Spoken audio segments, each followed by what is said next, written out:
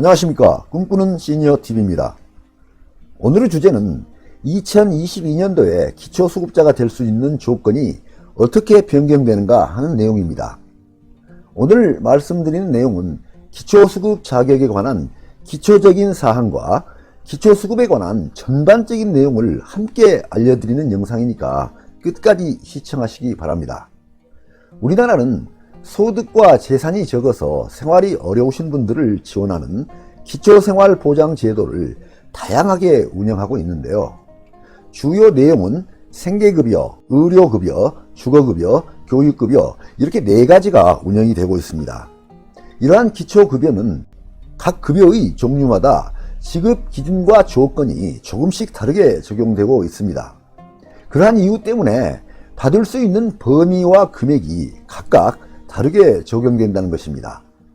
지급되는 기초급여의 종류 및 범위를 보게 되면 A라는 분은 기초급여 4종류를 모두 받는 분입니다. B는 생계급여 한 종류만 받는 분이고요. C는 주거급여 한 종류만 받는 분입니다. 이렇게 기초급여를 받는 범위가 각자 다르게 적용이 된다는 사실입니다.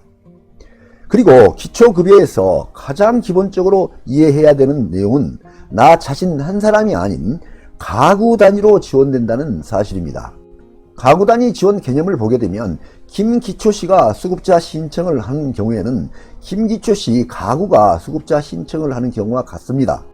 다음은 김기초씨가 수급자 신청을 하더라도 김기초씨 남편이 수급자 신청을 하는 경우와 같게 되는 것이고요. 김기초씨가 수급자가 되면 김기초씨 가구 모두가 수급자가 된다는 뜻입니다. 그러다 보니 기초수급자의 조건에는 가구원인 가족의 범위가 아주 중요한 내용이 됩니다. 이러한 가구원은 세대별 주민등록표에 함께 등재되어 있고 생계를 같이 하는 가족을 기준으로 수급 자격이 주어집니다. 그렇다면 함께 사는 가족 중에 몇 촌까지 가족으로 인정이 돼서 기준을 적용하느냐 하는 점이 궁금해지는데요. 기초생활보장제도에서는 수급자 심사를 위한 가족의 범위를 통상적으로 2촌 이내로 규정을 하고 있습니다. 남편, 아내, 할아버지, 할머니, 아들, 딸, 며느리, 사위, 손자, 손녀, 형제, 자매가 함께 살면 같은 가구원인 가족으로 포함이 되고요. 삼촌, 큰아빠, 작은아빠, 고모, 이모, 사촌, 조카 등 3촌 이상은 함께 산다고 해도 같은 가구원인 가족으로 포함이 안 됩니다. 그런데 이렇게 가구 단위로 지원을 하다 보니까 어느 한편에서는 정말 지원이 꼭 필요하신 분들이 지원을 받지 못하는 문제점이 생기는 경우가 있는데요. 사례를 들어보겠습니다. 사례 첫 번째는 연로한 부모와 자녀가 함께 살지만 자녀와의 사이가 안 좋아서 생활비를 전혀 받지 못하는 어르신들의 경우에도 수급자가 될 수가 없습니다. 가구 단위 지원을 하기 때문에 자녀의 소득과 재산일지라도 부모의 소득과 재산으로 보기 때문입니다. 사례 두 번째입니다. 미취업 상태인 20대 자녀가 부모님과 사이가 안 좋아서 부모님 도움 없이 혼자 살면서 경제적으로 아무리 어려운 경우에도 수급비를 받지 못하게 됩니다. 30세 미만의 자녀가 취업을 하지 못하고 있는 경우에는 부모님과 따로 살아도 함께 살고 있다고 보기 때문입니다. 사례 세 번째입니다. 그리고 남편과 아내가 별거를 하는 경우에 아내가 생활비를 받지 못해서 아무리 어려운 형편이 된다 할지라도 수급비를 받을 수가 없습니다. 부부는 법률적으로 이혼을 하지 않으면 별거를 하든 각자 알아서 살든 같이 사는 것으로 보기 때문입니다. 가구 단위 지원이 이러한 문제점이 있다 보니까 형편이 어려운데도 불구하고 수급비 지원을 받기 위해서 따로 분리해서 사시는 분들도 있다고 합니다. 그래서 정부에서는 이러한 문제점을 해소하기 위해서 가족이 같이 살아도 따로 사는 것으로 보는 별도 가구 보장 제도를 만들었습니다. 결혼, 이혼, 사별한 자녀의 집에서 부모가 함께 산다면 결혼한 자녀 가족과 부모님이 따로 산다고 인정을 해서 그 자녀가 어느 정도 경제적 여유가 있더라도 부모님의 소득과 재산이 수급자 선정 기준 이하라면 부모님만 별도로 수급자가 될 수도 있습니다.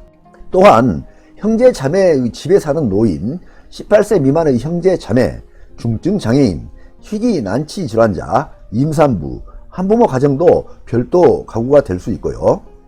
부모 집에 사는 근로 무능력자인 자녀 가구, 부모와 함께 사는 30세 이상의 배우자가 없는 중증 장애인, 결혼한 형제 자매의 집에 사는 경우, 조부모와 사는 자녀, 만 18세에서 34세의 취업이나 창업한 자녀도 별도 가구로 봅니다. 이러한 별도 가구 보장 제도가 있으니까 참고하시고 필요하신 분들은 잘 활용해 보시기 바랍니다. 그럼 지금부터는 수급자 가구의 소득과 재산이 어느 정도가 되어야 수급자가 되는지 살펴보겠습니다. 수급자 선정을 위해서 심사를 할 때는 소득과 재산을 따로 보는 것이 아니고 합쳐서 함께 보게 됩니다. 그렇기 때문에 한 가지 요소만을 보고 단순하게 판단하기는 어렵고 종합적으로 판단하게 됩니다. 수급자 선정 기준은 소득과 재산을 함께 보는데요. 수급자 선정 판단 사례를 예시로 한번 보겠습니다. 소득이 전혀 없는데도 재산이 많으면 수급자 선정이 안 될 수도 있습니다. 다음은 소득이 약간 있고 재산이 적으면 수급자로 선정될 수가 있고요. 재산이 전혀 없음에도 불구하고 소득이 많으면 수급자가 될 수 없는 경우도 있고요. 재산이 1억 이상인데도 소득이 적으면 수급자가 될 수도 있습니다. 이렇게 가장 중요한 요인이 재산이 많거나 소득이 많을 때 수급자 선정에서 탈락될 가능성이 많다는 것입니다. 그러니까 재산 요건과 소득 요건이 가장 중요하다는 내용입니다. 이렇게 수급자 선정을 위해서는 수급자 가구의 소득과 재산을 함께 보는데요. 소득과 재산의 환산 소득액을 합한 것을 소득 인정액이라고 합니다. 여기서 말하는 소득 인정액은 소득과는 다른 개념으로 이해를 하셔야 합니다. 그렇다면 이렇게 중요한 소득 인정액은 정확하게 어떤 의미인가요? 하는 질문이 나올 수가 있는데요. 소득 인정액은 소득 그 자체를 말하는 게 아니고 말 그대로 직접 벌어들이는 소득은 아니지만 소유하고 있는 재산 등의 가치를 일정 비율로 환산해서 소득으로 인정하는 금액을 말하는 것입니다. 이러한 소득 인정액이 수급자 선정 기준 금액보다 적으면 수급자로 선정이 되고, 수급자로 선정이 되면 그 기준 금액에 따라서 생계급여, 의료급여, 주거급여, 교육급여 중에서 어떤 것을 받을 수 있을지가 결정되는 것입니다. 예를 들어 보겠습니다. 2022년도 급여 종류별 수급자 선정 기준입니다. 1인 가구 예를 들어 보겠습니다. 생계급여는 약 58만원 이하, 의료급여는 약 77만원 이하, 주거급여는 약 89만원 이하, 교육급여는 약 97만원 이하가 되면 수급을 받을 수 있게 된다는 내용입니다. 4인 가구 예를 들어 보겠습니다. 생계급여는 약 153만원 이하, 의료급여는 약 204만원 이하, 주거급여는 약 235만원 이하, 교육급여는 약 256만원 이하, 이렇게 소득 선정 기준액보다 작으면 기초급여를 받을 수 있게 된다는 내용입니다.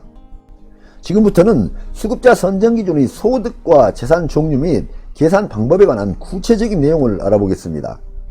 행정기관에서 수급자 선정을 할 때 중요하게 적용하는 기준으로 소득, 재산, 부양 의무자가 있는데요. 이러한 세 가지 조건 중에서도 기본적으로 가장 중요한 기준은 수급자의 소득과 재산입니다. 무엇보다도 가장 먼저 소득과 재산 조건이 수급자 선정 기준 범위 안에 들어와야 됩니다. 여기서는 이러한 소득과 재산이 어떤 내용인지를 중점적으로 살펴보겠습니다. 먼저 소득에 대한 내용을 살펴보겠습니다. 소득은 근로소득, 사업소득, 재산소득, 이전소득, 부양비, 보장기관 확인소득으로 구분을 하는데요. 기초생활보장제도에서는 소득을 앞에서 살펴본 바와 같이 크게는 6가지로 구분하고 있습니다. 첫 번째 근로소득입니다. 근로소득은 말 그대로 직접 일을 하면서 벌어들이는 소득입니다. 직장에 다니거나 건축 현장 일용직, 자활근로, 공공일자리 등에서 벌어들이는 소득이 모두 근로소득에 포함이 됩니다. 이러한 근로소득을 산정하는 방법은 매달 소득을 그때마다 파악해서 산정하는 것은 아니고요. 수급자 신청을 할 때는 최근 3개월치를 기준으로, 수급자로 선정된 다음에는 최근 6개월치를 봅니다. 그래서 중간에 어느 한 달분 소득이 갑자기 늘어나더라도 수급자 자격 유지에는 영향이 없습니다. 두 번째, 사업소득입니다. 사업소득은 자영업자, 소상공인분들의 소득, 농업, 어업, 임업을 하시는 분들의 소득 등을 말하는데요. 사업소득의 산정을 위해서는 우선 국세청이 가지고 있는 사업소득 자료를 보고 확인하고 전체 사업소득에서 필요 경비를 공제한 소득을 1년 중 12개월로 나누어서 계산합니다. 그리고 기초생활보장제도에서는 근로소득과 사업소득에 대해서는 소득공제 30%를 적용해 줍니다. 예를 들면 한 달에 100만원을 번 사람의 경우에는 소득이 70만원만 있다고 보는 것입니다. 다만 이러한 소득공제 30%는 생계급여, 주거급여, 교육급여를 산정할 때만 적용해 주고 있고 의료급여를 산정할 때는 아직까지 적용을 안 해주고 있다는 점은 참고하시기 바랍니다. 세 번째, 재산소득입니다. 재산소득은 이자소득이나 개인연금, 부동산 임대 등으로 받는 소득을 말합니다. 네 번째, 이전소득입니다. 이전소득은 공적 이전소득과 사적 이전소득으로 나뉘는데요. 공적 이전소득은 공식적으로 받는 금액인 국민연금, 기초연금, 실업급여, 산재보험급여 등을 말하고요. 사적 이전소득은 비공식적으로 받는 금액인 부모, 자녀, 친인척, 친구, 교회, 복지기관 등에서 받는 금액을 말합니다. 다섯 번째, 부양비입니다. 부양비는 부양 의무자에게 기준 이상의 소득이 있을 때 기준 금액과의 차액인 초과 한도액의 10%에 해당하는 금액을 말하는데요. 이렇게 계산된 부양비는 수급자의 소득으로 보아서 그 부양비만큼 수급자의 수급비에서 차감을 하게 됩니다. 그런데 생계급여, 주거급여, 교육급여는 부양 의무자 기준이 폐지되었기 때문에 이렇게 수급비에서 차감하는 부양비가 발생할 여지가 없지만 의료급여는 아직까지 부양 의무자 기준이 그대로 남아있기 때문에 부양비가 발생할 수도 있다는 점도 구분하여 이해하시기 바랍니다. 다만 생계급여 경우에는 부양 의무자의 연소득이 1억을 초과하거나 재산이 9억을 초과하는 경우에는 예외적으로 부양 의무자 기준이 적용되고 있기 때문에 부양비가 발생할 수도 있습니다. 여섯 번째, 보장기간 확인소득입니다. 보장기간 확인소득은 이미 수급자로 선정된 분들에게 대해서만 적용되는 내용인데요. 예를 들자면 조건부 수급자의 경우에는 일을 해야 수급비가 나오도록 되어 있는데 조건부 수급자가 일을 할 수 있는데도 불구하고 일을 하지 않을 때 생기는 경우입니다. 이런 경우에는 담당 공무원이 나타나지 않는 수급자의 추가 소득이 또 있는지를 다시 조사해서 추가 소득이 있다는 사실이 확인되는 경우에는 보장기간 확인소득을 산정해서 적용하게 됩니다. 다음은 재산에 대한 내용을 살펴보겠습니다.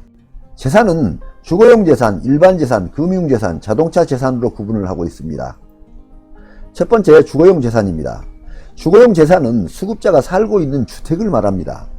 주거용 재산의 재산 가격을 산정할 때는 매매 가격이나 시세로 산정하지 아니하고 자가주택은 공시가격 기준으로 전세나 월세 주택에 거주하는 경우에는 보증금의 95%를 적용하고 있습니다. 두 번째, 일반 재산입니다. 일반 재산은 땅, 건축물, 임차 보증금 등을 말합니다. 세 번째, 금융재산입니다. 금융재산은 예금, 적금, 주식, 보험 등의 현금성 자산을 말합니다. 네 번째, 자동차 재산입니다. 자동차 재산은 승용차, 승합차, 화물차, 특수차, 오토바이 등을 말합니다. 그리고 수급자가 가지고 있는 부채는 재산 산정액에서 공제를 해주는지 안 해주는지 이런 질문이 많은데요. 네, 수급자에게 부채가 있다면 그 부채액만큼은 재산 산정금액에서 빼줍니다. 그런데요, 여기에서도 정말 유의하셔야 될 내용이 한 가지 있는데요.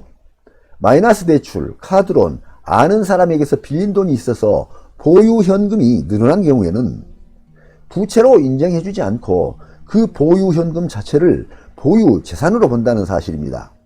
내 통장이나 수중에 보유 금액이 늘어난 경우 앞의 사례와 같은 경우에는 수급자의 재산 산정 가액이 늘어날 수도 있다는 것이니까 매우 주의를 하셔야 되는 내용입니다. 끝으로 재산의 소득 환산액 계산 방법을 살펴보겠습니다. 재산의 소득 환산액은 보유 재산을 소득으로 환산했을 때 소득으로 보는 금액을 말하는데요. 재산의 소득 환산액은 재산의 소득 환산율을 곱해서 산정을 합니다. 재산의 소득 환산액 계산 예시를 보겠습니다. 재산이 1000만원 있다고 가정하겠습니다. 1000만원 있다고 가정할 때 주거용 재산은 소득 환산율 1.04%를 적용해서 104,000원이 소득 환산액으로 나옵니다. 일반 재산은 4.17%를 곱해서 소득 환산액이 41만 7천 원이 나옵니다.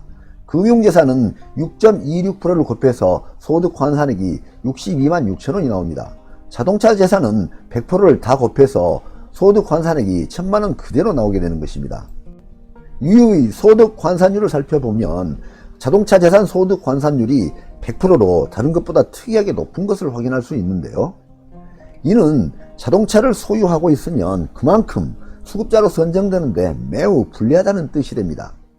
그리고 주거용 재산에 대한 소득 환산율은 일정 한도에 기하는 주거용 재산인 1.04%로 적용을 하지만 일정 한도액이 초과되는 초과금액은 일반 재산인 4.17%로 적용합니다.